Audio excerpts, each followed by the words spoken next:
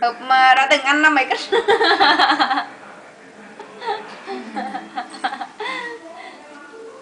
Đây là gấu của Hợp.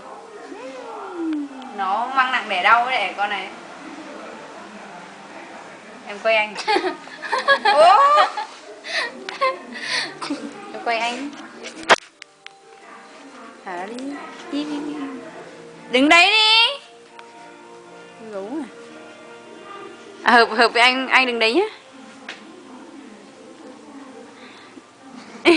Toàn đâu thấy đầu vàng.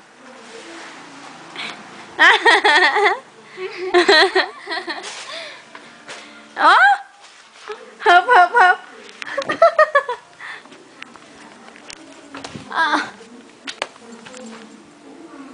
Mù rồi. Thôi, cắt đi.